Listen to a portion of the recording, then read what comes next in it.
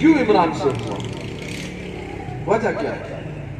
کبھی صحابہ کرام، کبھی دین، کبھی نبی اکرم صلی اللہ علیہ وسلم، کبھی خاتم النبی کا لفظ، وجہ کیا ہے؟ اور نعرہ بھی کیا ہے؟ ریاست مدینہ۔ ایک سفید جھوٹ، ایک کالا جھوٹ، یہ تو پتہ نہیں وہ جھوٹ ہے جس کا کوئی نام ہی نہیں ہے، نہ سفید نہ کالا، ایسا کہ اس کا کوئی رنگ ہی نہیں ہے، اس کے چہرے پر کچھ ہے ہی نہیں ریاست مدینہ والے۔ اس کے چہرے پر کہاں ہے ریاست مدینہ؟ کہاں ہے ریاست مدینہ؟ اس کے قول میں کہاں ہے ریاست مدینہ؟ اس کے فعل میں کہاں ہے ریاست مدینہ؟ یہ جب بولتا ہے تو سحر اگالتا ہے، اس کو تو زبردستی خاتم النبیین کا لفظ بولنا پڑتا ہے، اس کو تو زبردستی لا الہ الا اللہ محمد رسول اللہ بڑے مر مر کے بولنا پڑتا ہے، صلی اللہ علیہ وسلم بولنا نہیں آتا۔ تو یہ ریاست مدینہ کا ہے، یہ تو دھوکہ ہے۔ ریاست مدینہ کی ریاست مدینہ، ریاست مدینہ اور کام یہودیوں والا۔ ریاست مدینہ میں کیا آسیہ ملونہ جیسے کو رہائی دی جاتی تھی؟ کیا نہیں؟ ریاست مدینہ میں ممتاز قادری جیسے عظیم ہستی کو معاذ اللہ قاتل کہا جاتا نہیں، اس نے قاتل کہا تھا نا۔ اور ریاست مدینہ یہ ڈھونگ گئے، ریاست مدینہ کی بات کرنا یہ جھوٹ ہے۔ ریاست مدینہ کی بات کرے تو خادم حسین رضوی بات کرے، سبحان اللہ۔ ریاست مدینہ کی بات کرے تو خادم حسین رضوی صاحب بات کریں۔ کیوں کہ آپ اگر ان سے پوچھیں گے، ان کو دیکھیں گے، ان کو سمجھیں گے، پوری زندگی آپ ان کو دیکھ لیں تو آپ کو پتہ چل جائے گا ہاں یہ ریاست مدینہ ہے۔ ان کا عمل، ان کا فعل، ان کا کردار وہ ریاست مدینہ ہے۔ الحمدللہ جو انہوں نے دین کی پاسداری کی ہے، جو دین کی پاسداری کی ہے، وہ ریاست مدینہ ہے۔ ناموس رسالت کی حفاظت کس نے کی ہے؟ خادم حسین رضوی نے۔ تاجدار ختم نبوت کا نعرہ بچے بچے کی زبان میں کس نے جاری کیا؟ بولیے گا۔ خادم حسین رضوی۔ لبیک یا رسول اللہ کا نعرہ کس نے جاری کیا ہے؟ الحمدللہ اللہ رب العزت کے فضل و کرم سے ہمارا نعرہ جو گلی کوچوں میں ہے، وہی جلسوں میں ہے، وہی اجلاسوں میں ہے، وہی ریلیوں میں ہے، اور الحمدللہ وہی نعرہ ہمارا اسمبلیوں میں بھی۔ سبحان اللہ۔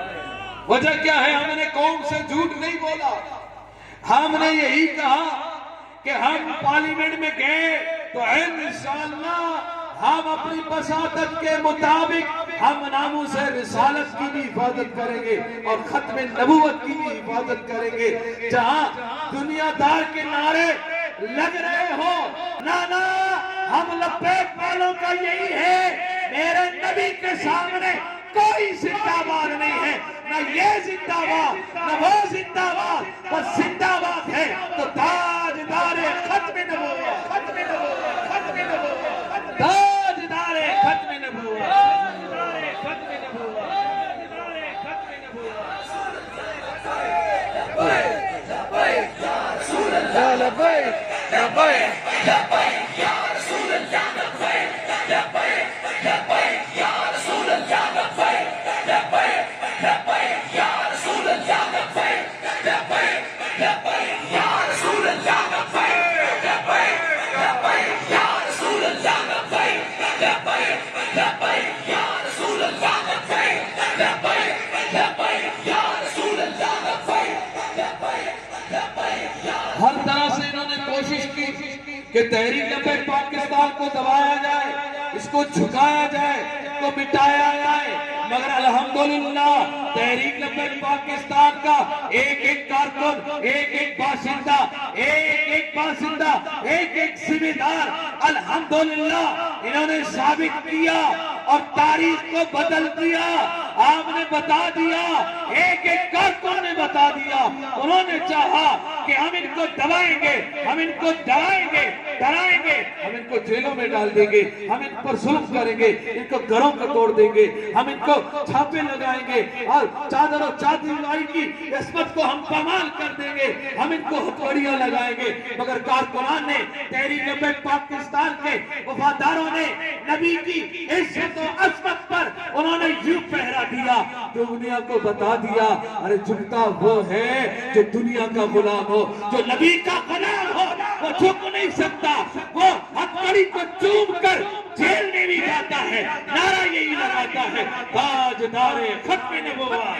زندہ باد زندہ باد۔ اور جیل سے جب باہر آتا ہے، ہاں اب تو ان کو جیل میں ڈالا گیا، دبایا گیا، مہینہ مہینہ، دو دو مہینے، تین تین مہینے، چار چار مہینے، پانچ مہینے، چھ مہینے دبایا گیا، ان کو ظلم کیا گیا، ستایا گیا۔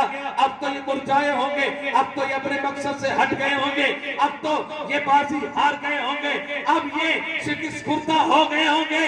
مگر نانا جیسے ہی جیل کے دروازے سے وہ رسول اللہ کا غلام، تحریک پاکستان کا کارکن، ذمہ دار جب نکلتا ہے تو چہرہ حجال ہے، ہاں چہرے پر مسکراہٹ ہے، چہرے پر مسکراہٹ ہے، اور